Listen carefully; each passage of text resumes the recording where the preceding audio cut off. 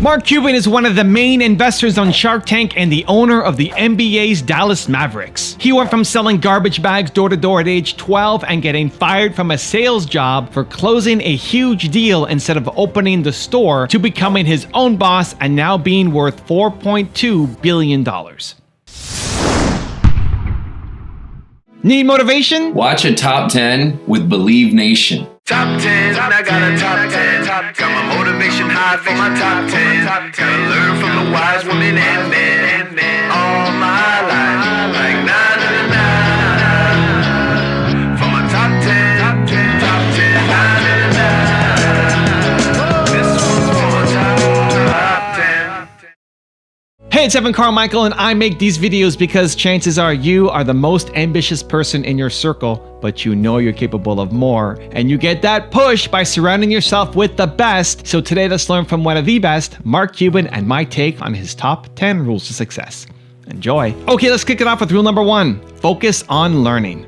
The first question you're going to get asked when you go to apply for a job, whether it's now or some point in the future, is what did you learn? What did you do? What skills did you add during the pandemic of 2020? And I think it's imperative to anybody looking to get a job, to really push themselves forward, to do better than their parents, to really place a focus on learning. You know, I think you'd agree, Mike, and anybody watching, that one of the greatest skills that we all can have in the business world is a thirst for knowledge, just being excited about learning and knowing how to learn. And this really is the best opportunity ever for people to add to their skills, whether it's taking a Coursera class or, you know, in the past I would have said reading a lot of books, but now having learned from my kids, going on YouTube and, you know, watching tutorials and watching videos on various subjects. You know, I learned how to write a three-layer JavaScript neural network on YouTube. And so there's a unique opportunity now for you to add skills, particularly in areas like artificial intelligence that are going to be in great demand that most people have not yet learned because, you know, it's so recent that it's become really applicable. Rule number 2, go for it. My dad did upholstery on cars. My mom did whatever odd jobs. But my dad was always like, if you want something, you have to earn it. And to his credit, he never said, no, you can't do that. So whether it was selling garbage bags, baseball cards, stamps, whatever it was, he never held me back. And so I think that was as important as anything. And, you know, sometimes being young and trying things, you're so naive and you don't know any better. All you do is learn. And if you fail, it doesn't matter. And so whether I was 9, 10, 12, 16, 21, the failures were irrelevant. And, you know, whether you're, you know, 9, 12, 16, 21, 22, 24, you know, I'm sleeping on the couch, you know, I have a car with a hole in the floorboard, you know, I'm living like a bum and like a student. And so what did I have to lose? And so I think that influenced me as much as anything. So, it was, you know, my dad was like, go for it, you know, why not? What have you got to lose? You know, you have to sleep on a different couch. Rule number 3, don't look for the perfect job. Now let's pretend that you're just about to graduate from college. Right. What's the advice? You don't need the perfect job. You know, part of the problem is you probably have $100,000 of debt, right? And you got to pay off for all that shit. And that's really f***ed up. It's hurt the economy. It hurts everybody. But my advice, general advice, is assuming there's not just the bills you got to pay that are just enormous, is you paid all that money to learn. Now here's your chance to get paid to learn. And you don't need the perfect job. You need to get a job where you can make some money, but also where you can learn and add it to your portfolio of knowledge, add it to your foundation, because as much as we want to think that we know exactly what our mission in life is and what our chosen profession is going to be at 22, hell no. There's just no chance that the 30-year-old or even the 25-year-old is going to look back at the 21 or 22-year-old you and say, oh, that dude had it all together, knew exactly what was up, right? He's going to look back and go, beer pong, what were you thinking, you know? And so don't expect to have all the answers and don't try to get the perfect job. Go out there and get paid to have different experiences, and it's okay to jump from job to job if it's not the right job. You are getting paid to learn. Flip it and then use that to build your knowledge and learn more about yourself, learn how to learn in business, and see where it can take you. Rule number 4, grind it out. Don't stop looking for a job now.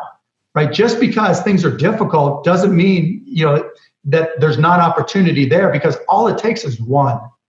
If you grind it out and you continue to be persistent, whether it's emailing, calling, setting up on seminars, whatever it may be, however you can connect with people, applying for jobs, wherever, however, do it. Every no gets you closer to a yes, and all it takes is that one opportunity to propel you to where you look to be.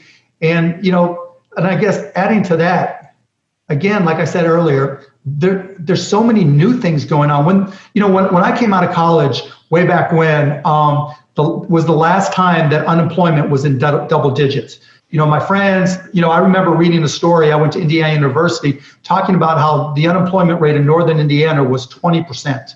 And, my friends were freaked out like kids are today. And I had to be mobile, right? I had to go from Indiana back to Pittsburgh, my home, down to Dallas, in order to really get to a job that I could platform. And so as you look for these things, you really have to be more adventurous, if you will, and be more mobile and be more flexible and agile. And that's not necessarily a bad thing. You don't have to get the best job. You don't have to get a perfect job.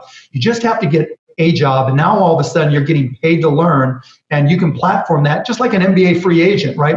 They might spend 1 year or 2 years at one team, build their skill set to get better and go to a better situation. Looking and finding a job, looking and finding an internship, looking and building your skill set to prepare yourself for what comes next. There's no better opportunity than now. Also, if you want to have confidence, self-love, and learn from billionaires, check out my 254 series. They're free. The links to join are in the description below. I've always been passionate. Some people thought, it's more OCD than anything else. Those back-to-back experiences confirmed what I already knew, that I was a shitty-ass employee, and then I better start my own. I literally was putting everything that I had on the line for something. People just laughed at me and said, wait, audio over the internet? You can turn on the radio. Rule number 5, don't look for the formula. Do you think there's a proven formula that if a brand rookie guy, he's got a lot of ambition, he's got a lot of desire, but not a lot of knowledge and how to, do you think if he follows a formula, he's guaranteed to make it as an entrepreneur? No. Okay, so you don't believe there's a guarantee to make it? No, because who knows who you're going to be competing with? So if you put two people both following the same formula, both in the same industry, right? Which one wins?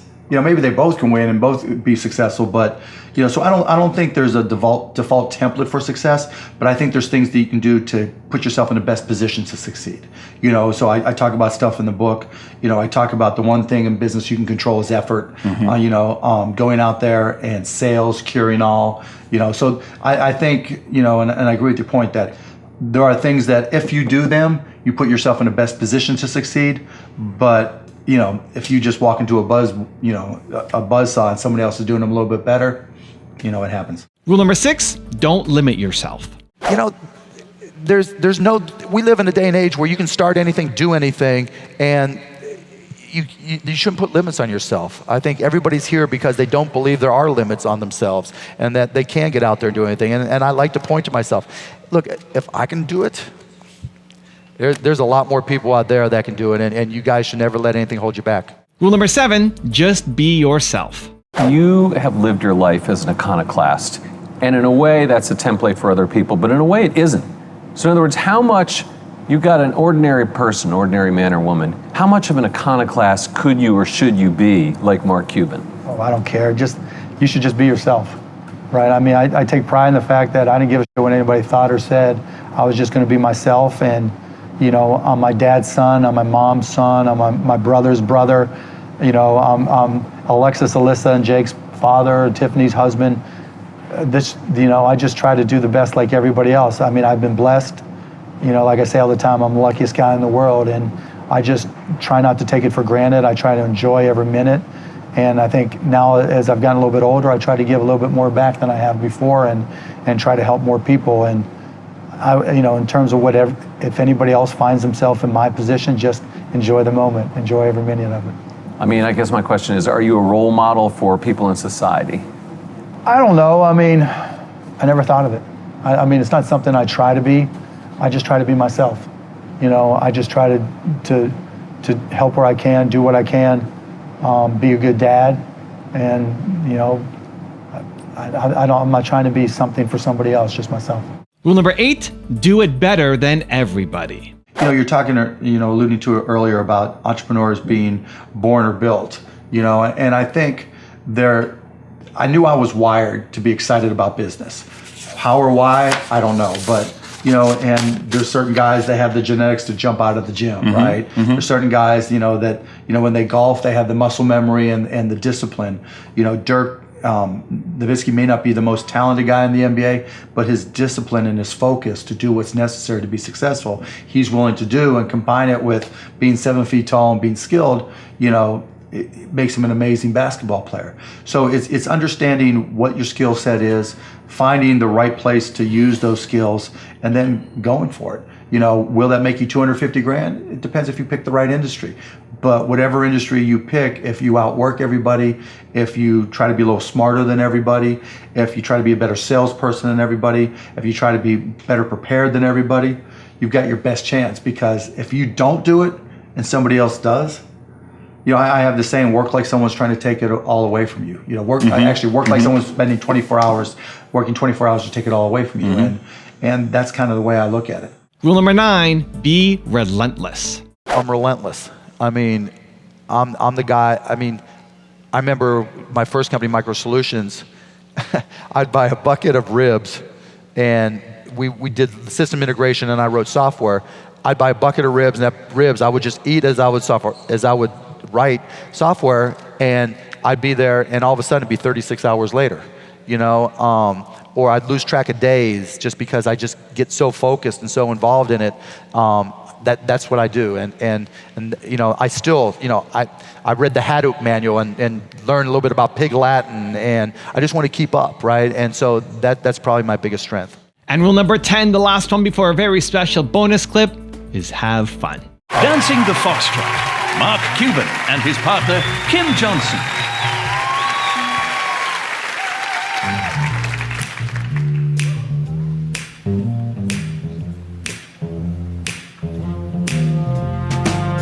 Trailers for sale, rent, rooms to let 50 cents. No phone, no pool, no pets. I ain't got no cigarettes, but 2 hours of pushing through buys. 8 by 12, 4-bedroom. I'm a man of means, by no means king of the road. I know every engineer on every train, all the children and all of their names, and every handout in every town. Every lock that ain't locked when no one's around. I sing trailers for sale or rent, rooms to let 50 cents. No phone, no pool, no pets. I ain't got no cigarettes, but 2 hours of pushing broom. Buys an 8-4-bedroom. I'm a man of means, by no means king of the road.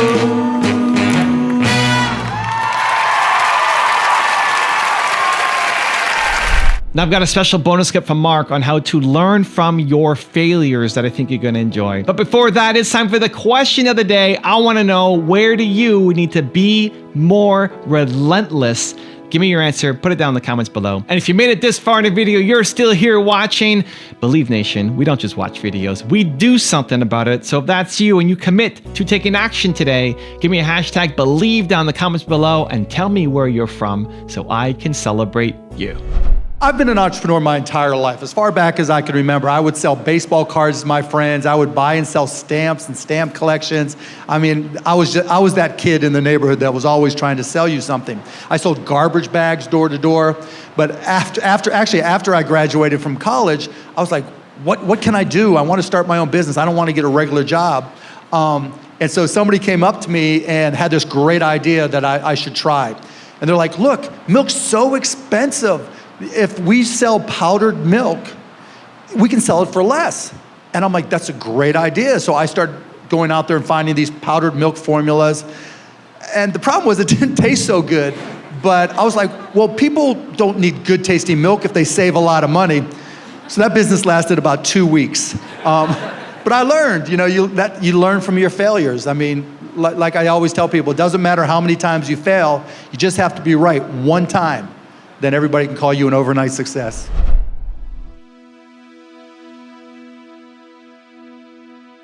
If you want 10 more awesome rules from Mark Cuban, check out the video right there next to me. I think you'll enjoy it. Continue to believe, and I'll see you there. I didn't have my own room. I didn't have my own drawer. I didn't have my closet. I had a pile, and I had one ratty towel that I stole from Motel 6. And that was it.